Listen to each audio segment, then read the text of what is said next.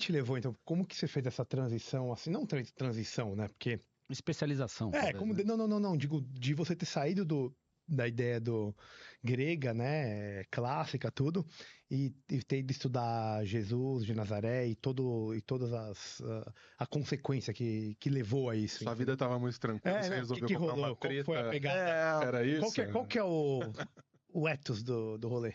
Então, aí tem algumas variantes interessantes. A minha formação, do ponto de vista religioso, é uma formação católica, mas eu não sou hoje religioso. Eu me considero mesmo um ateu. Uhum. Meus seguidores sabem. Ateu, nem agnóstico, ateu. É ateu. Ateu. Mas a minha formação foi em casa de leituras dominicais com meus pais, meus irmãos. Então, desde muito cedo, eu tive uma proximidade com a Bíblia. Então, imaginem, meu pai, no sábado, dava a passagem que nós iríamos discutir. No domingo, os irmãos, nos reuníamos com meu pai e com a minha mãe, e nós colocávamos as nossas ideias sobre aquela passagem, e meu pai e minha mãe, posteriormente, valorizavam um ponto, mostravam que o ponto não estava tão legal, faziam um amarramento. Isso era todo domingo. E isso deve ter me perseguido ali, de forma positiva, uns 15, 16 anos. Foi muito tempo de vida. Então, eu tinha uma boa formação, eu diria, teológica da Bíblia. Um segundo movimento, nessas idas para a Grécia... Tinha método nessa sequência ou era aleatório, assim, a escolha do teu pai? Era a escolha do meu pai, da minha mãe. Então não tinha um método para abordagem sistemática do livro? Normalmente eram os textos que poderiam estar na missa. Certo. Então tinha teoricamente um planejamento. Tinha, preparação. Tinha. Clerical, vamos chamar assim. Tinha. E não era achismo. Meus pais tinham os livros que vinham com os comentários. Sim. Então eles embasavam muito nos comentários desses livros. O segundo movimento foi então essas idas para a Grécia. E lá eu participei de 2 programas arqueológicos na Ilha de Delos, no ano de 2000 e 2002, no Santuário de Hera, é o Heraion, que é, inclusive, coordenada a pesquisa pela minha querida professora, orientadora de doutorado, Raiganush Sarian, que é do Museu de Arqueologia e Etnologia da USP. Ela que é a responsável por esse tipo de trabalho, pelo trabalho no santuário, e o santuário de Ísis, que era relacionado a uma professora francesa, que, como eu estava em Delos e também em Atenas, na escola, ela me convidou em 2 momentos, também em 2000 e 2002, para participar. É uma série de aulas? Fala assim pra gente, como é que é? Como você tem acesso ao campo? Como é que você tem acesso ao campo mesmo, porque são dossiês. Cada professor tem um dossiê dentro da Ilha de Delos, que nunca foi ocupada do ponto de vista de casas modernas, contemporâneas. É uma ilha santuário, não é? Então ela permaneceu praticamente intacta até o século IV da Era Comum. Então, você tem na Ilha de Delos casa e igreja, isso era uma casa comum, que foi sendo, na passagem do tempo, sendo transformada numa pequena igreja cristã, século IV, está lá. E eu gostava de estar ou nessa casa-igreja, ou eu ia para uma sinagoga muitíssimo bem conservada, mais afastada do centro da Ilha de Delos, uma sinagoga pró-Jerusalém, comumente datada do século II, antes da Era Comum. Então, lá por volta de 4, 5 horas da tarde, eu ia, ficava sentado lá sozinho na cadeira do arquissinagogos, do rabino. Que maravilha. Não é?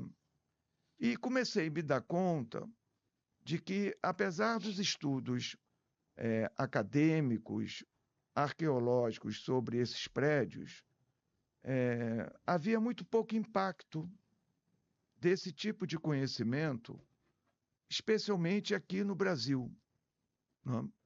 Onde quem domina a produção de conhecimento aqui ou são teólogos, comumente engajados em igrejas, e esses teólogos poderão ser ou não religiosos. Prosélitos no pior sentido. Exato. E cientistas da religião. O próprio nome já diz que tipo de religião está sendo estudada ali, né? Então, é o cristianismo. Então, eu achei que eu poderia entrar nesse ponto, e era um momento que estava começando a se fortalecer mais e mais e mais um fundamentalismo religioso cristão. Então, eu sempre distingui bem todo o fundamentalista religioso cristão. Tainá me ensinou isso, minha companheira. Ele é conservador, mas a imensa maioria dos conservadores não são fundamentalistas religiosos. Percebe? Então, tem uma diferença. E isso, para efeito de gradação, né, de quem você está lidando, é muito importante, porque esses caras, não é, quando estão levando aos seus extremos ideias no campo do fundamentalismo, eles estão, de alguma forma, trabalhando muito nos seus achismos, e não do que a produção científica, acadêmica, lhes permite ir. É diferente, né? Você pode se opor, do ponto de vista das ideias, a qualquer indivíduo. Mas como você vai se opor com um extremista que já parte do pressuposto de que ele é detentor da verdade e você, não é alguém absolutamente perdido e um sujeito condenado à danação eterna? Então, achei que eu poderia trabalhar do ponto de vista de formação dos meus estudantes, e isso também era um outro ponto que me incomodava, porque a gente faz muitas descobertas quando se depara com perspectivas comparadas. Então, nós estudamos na academia, ou nossos estudantes vão estudar Homero, vão estudar Lusíada, vão estudar os grandes clássicos, mas o clássico maior deles todos, que é a Bíblia, quando se considera os dados do IBGE, que o brasileiro diz ser cristão, e esse dizer chega a quase 90% da população, você forma um professor que não tem condições de chegar numa sala de aula e falar qualquer coisa sobre essa questão para meninos e jovens que aprendem a ler, a discutir nas igrejas. Numa perspectiva engajada. Exatamente. Então, essa perspectiva engajada é uma perspectiva que, se nós não corrigirmos, isso vira um enorme dragão que vai botar fogo em todo e qualquer cientista, em todo e qualquer pensador que não comungue das suas ideias. Então, esse é a questão de fundo. Aí eu me voltei, mas não para pegar qualquer ponto. Como eu já sabia que a chave do cristianismo se dá em termos de que retrato você tem de Jesus, quem é Jesus para você, então eu fui estudar esse momento em que, nesse caldo religioso judaico, vê-se surgir uma liderança insignificante, na periferia da periferia do Império Romano, com um pequeno grupo. E esses caras que se veem judeus estão falando coisas interessantes. Mas esses caras nasceram, viveram e morreram como judeus. Então eu falei, bom, eu vou me situar aqui e vou entender mais e melhor essa realidade. Porque você pode chegar e falar que um fulano de tal, né, em qualquer período histórico, dentro da história do cristianismo, é isso, isso ou aquilo. Ninguém está se importando. Se você falar, olha, Agostinho de Hipona talvez não seja esse intelectual que você está dizendo que é. Mesmo que seja um absurdo. Mas ele não era tudo isso, não. Cara, tá tudo certo, André, vamos continuar bebendo.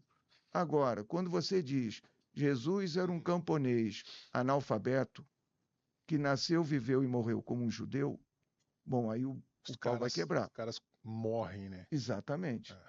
Então eu falei, é aqui que eu quero estar. É isso.